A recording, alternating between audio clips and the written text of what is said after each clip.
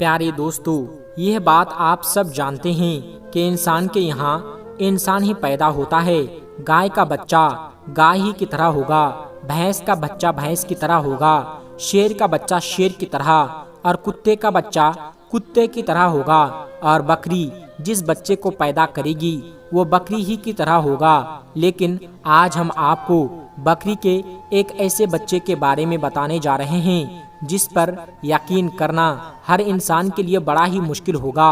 اور social media پر بکری کے ایک ایسے بچے کے بارے میں بتایا جا رہا ہے جس کی شکل و صورت انسان کی مشابہت رکھتی ہے، یعنی انسان سے ملتی جلتی ہے۔ تو بکری کے بچے کا پورا معاملہ کیا ہے، آئیے آپ کو بتاتے ہیں۔ دوستو، آپ نے اگر ہماری آج کی اس ویڈیو کو ابھی تک لائک نہیں کیا ہے تو ابھی لائک کر لیں۔ اگر آپ نے ہمارے چینل کو سبسکرائب نہیں کیا ہے تو ابھی سبسکرائب کر لیں، اور آئندہ آنے والے ایسی ہی معلوماتی اور دلچسپ ویڈیوز کی نوٹیفیکیشن کے لیے بیل آئیکن پر کلک کرنا نہ بھولیں۔ تو آئیے ویڈیو کو شروع کرتے ہیں۔ دوستو، یاد رہے کہ انسانی زندگی ایک ضابطے پر، ایک معمول کے مطابق گزر رہی ہے، اور روزانہ ہونے والی چیزوں پر انسان نہ تو زیادہ غور کرتا ہے اور نہ ہی روز مرہ کی چیزیں اس کی توجہ کو اپنی طرف مائل کرتی ہے۔ لیکن بعض مرتبہ اچانک انسان کی نظر میں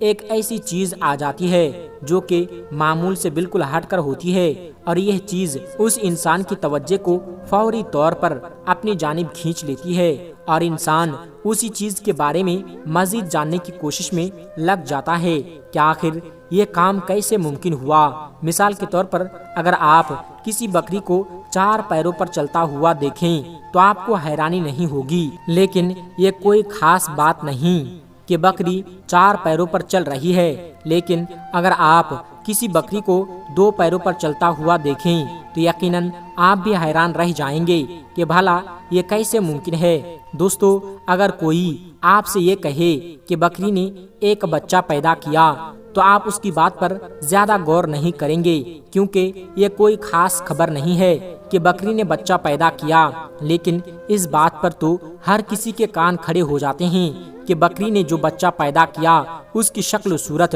بکری جیسی نہیں بلکہ انسان جیسی ہے۔ بھلا یہ کیسے ممکن ہوا کہ اس بکری کے اس بچے کی پیدائش کے پیچھے کی کہانی کیا ہے، آئیے آپ کو بتاتے ہیں۔ دوستو، جب یہ بچہ پیدا ہوا تو لوگ اس کو دیکھ کر حیران اور پریشان ہو گئے کہ یہ کیسے ہو سکتا ہے کہ ایک بکری کے بچے کی شکل و صورت انسان کی شکل و صورت سے ملتی جلتی ہے، اور لوگ اس بچے کے بارے میں سن کر اس کو دیکھنے کے لیے دور دور سے آنے لگے۔ ہر کسی کا یہی سوال تھا کہ بکری کے پیٹ میں انسانی شکل کا بچہ بھلا کیسے پل سکتا ہے، لیکن اس بچے کو دیکھ کر ہر کوئی حیرت زدہ تھا۔ دوستو، اس بچے کو آپ اپنی اسکرین پر بھی دیکھ سکتے ہیں۔ یاد رہے، بعض مرتبہ انسانی بچوں میں بھی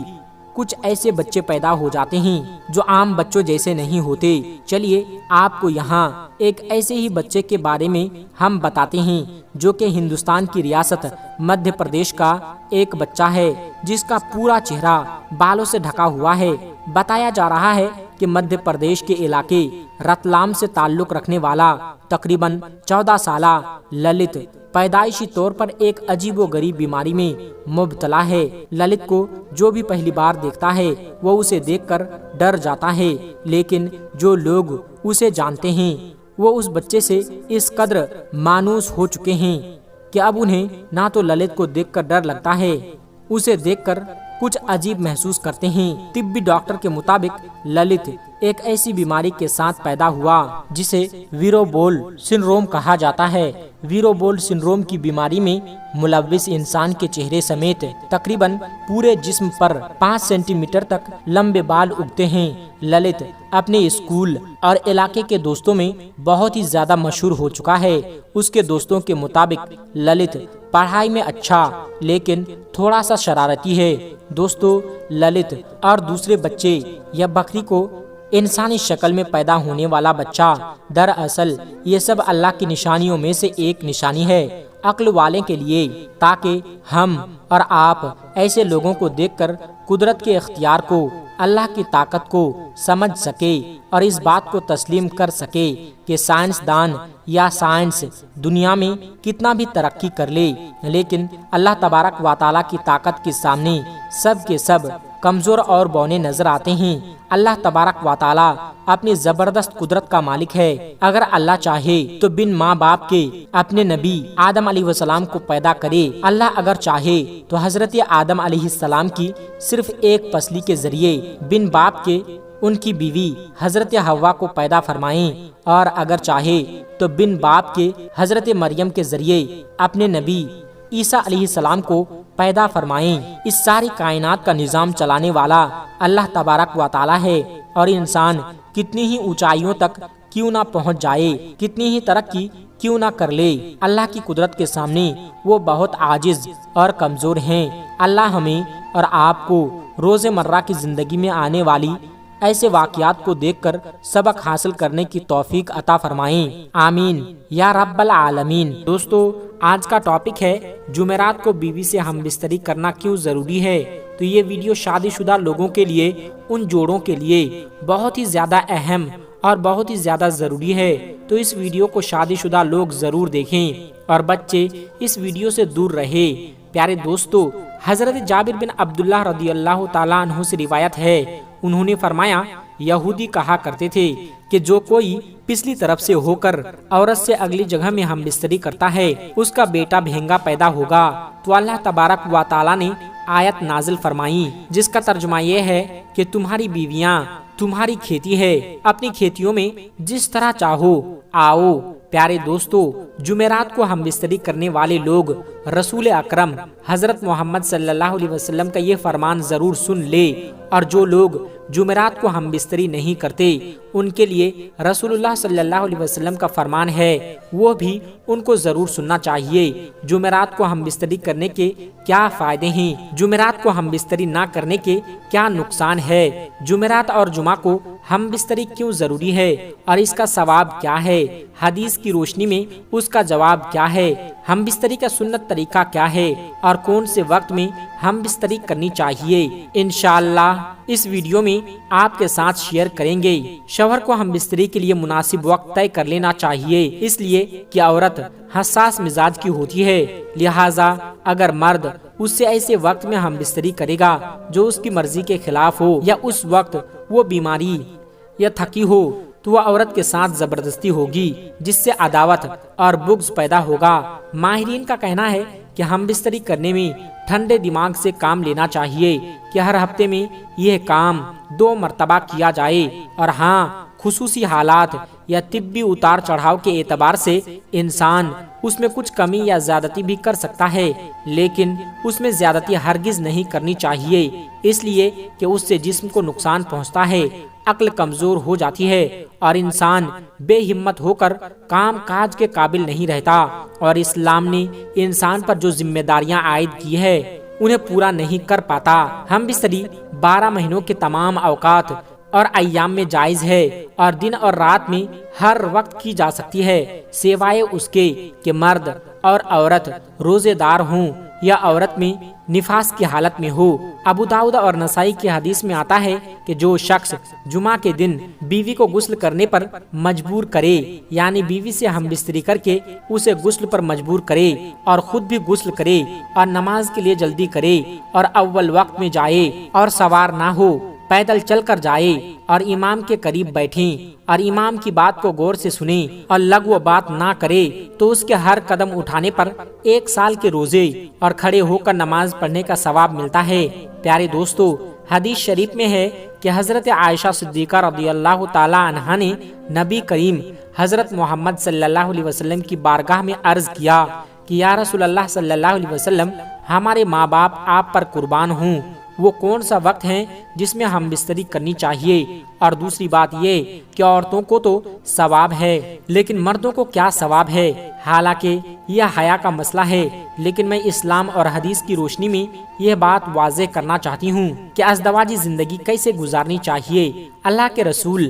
حضرت محمد صلی اللہ علیہ وسلم نے فرمایا، اگر شوہر اپنی بیوی کا ہاتھ پکڑے تو اللہ تبارک و تعالی اس کے نامۂ اعمال میں ایک نیکی لکھ دیتا ہے، اور اگر پیار سے شوہر اپنی بیوی کے گلے میں ہاتھ ڈالتا ہے تو اللہ تبارک و تعالی اس کے نامۂ اعمال میں 10 نیکیاں لکھ دیتا ہے۔ اور اگر شوہر جب اپنی بیوی سے مباشرت یعنی ہم بستری کرتا ہے تو وہ دنیا اور ما فیہا سے افضل ہے۔ رسول اللہ صلی اللہ علیہ وسلم نے فرمایا، جب شوہر غسل کرتا ہے تو پانی کا ایک ایک قطرہ جو اس کے جسم سے گرتا ہے اس کے بال کو ٹچ کرتا ہے تو اس کے جسم پر جتنے بھی بال ہیں اس بال کے برابر اللہ تبارک و تعالی اسے نیکیاں عطا فرماتا ہے، اور اس کے نامۂ اعمال میں نیکیاں لکھتا ہے، اور اس کے بال کے برابر اس کے گناہ معاف فرما دیتا ہے اور اس کے درجات کو بلند فرما دیتا ہے۔ اس کے بعد اللہ کے رسول صلی اللہ علیہ وسلم ارشاد فرماتے ہیں کہ جو شوہر غسل کرتا ہے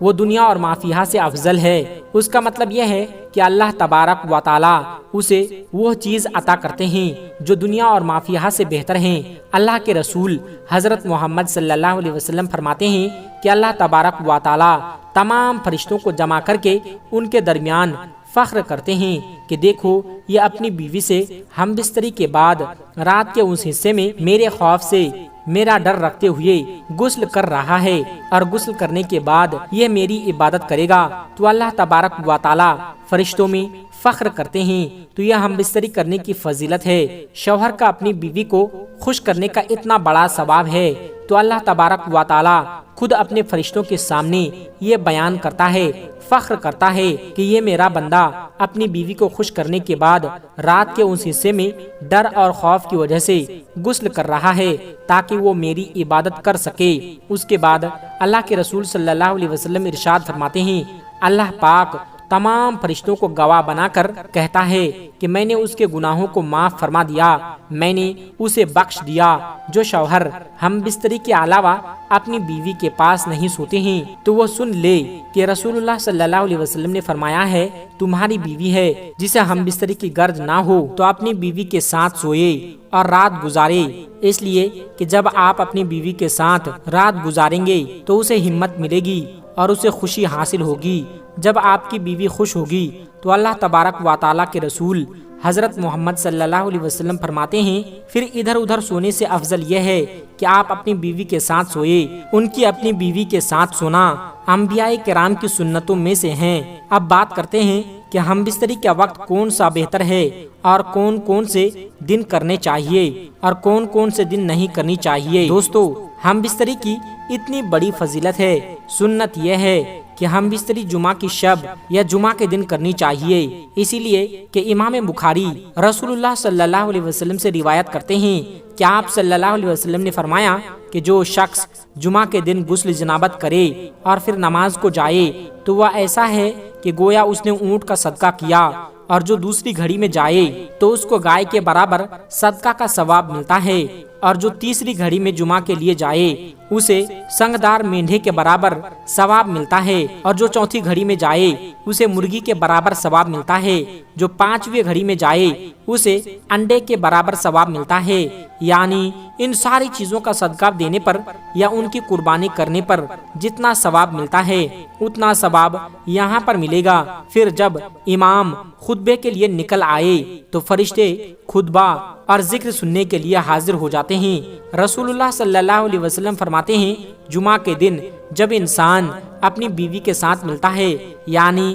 ہم بستری کرتا ہے اور ملنے کے بعد غسل کرتا ہے اور جمعہ کے لیے نماز پڑھنے کے لیے جاتا ہے تو اللہ تبارک و تعالیٰ اسے بے پناہ نیکیاں عطا فرماتا ہے۔ اسی لیے جمعرات کی رات میں ہم بستری کرنے کو افضل کہا گیا ہے تاکہ وہ کل غسل کر کے جمعہ کی نماز پڑھنے کے لیے جائے گا تو وہ تمام ثواب حاصل کر پائے گا۔ اس لیے جمعرات کی رات کو ہی ہم بستری کرنا افضل ہے۔ تو آپ بات کرتے ہیں کہ ہم بستری رات کے کس حصے میں کی جائے۔ علماء کرام نے تحریر فرمایا ہے کہ ہم بستری رات کے تیسرے حصے میں کی جائے۔ جب آپ تیسرے حصے میں ہم بستری کر لیں تو اتنا وقت آپ کے پاس ہو کہ آپ کو آرام کا وقت مل جائے، کیونکہ دن میں آپ کام محنت مشقت کر کے آتے ہو تو آپ رات کے 2 حصے آرام کر لیں اور رات کے تیسرے حصے میں ہم بستری کریں اور کچھ دیر آرام کریں تاکہ آپ کو کمزوری محسوس نہ ہو۔ مہینے کی کن کن تاریخ میں ہم بستری نہیں کرنی چاہیے؟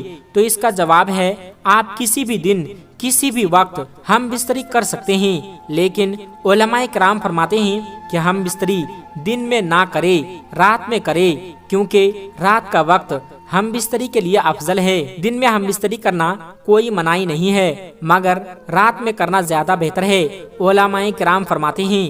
کہ مہینے کی پہلی تاریخ، 15ویں تاریخ اور آخری تاریخ میں ہم بستری نہیں کرنی چاہیے۔ اس کی وجہ یہ ہے کہ ان 3 دنوں یعنی ان 3 تاریخوں میں شیاطین زمین پر زیادہ پھیلے ہوئے ہوتے ہیں۔ اسی وجہ سے انسانوں کو چاہیے کہ وہ اپنی بیوی سے ان 3 راتوں میں ہم بستری نہ کرے۔ اسی لیے اگر وہ کریں گے تو ہو سکتا ہے کہ ہم بستری کے درمیان شیطان بھی داخل ہو جائے، لہٰذا شیطان کے زیادہ پھیلنے کی وجہ سے ان 3 دنوں اور 3 راتوں میں ہم بستری نہ کرنا افضل ہے۔ اگر کریں گے تو جائز اور حرام نہیں ہے، آپ کرنا چاہے تو کر سکتے ہیں۔ دوستو، امید کرتے ہیں آج کی یہ ویڈیو آپ کو پسند آئی ہوگی۔ اگر پسند آئی ہے تو اس ویڈیو کو لائک کر کے چینل کو سبسکرائب ضرور کر لیجئے گا۔ السلام علیکم ورحمۃ اللہ وبرکاتہ۔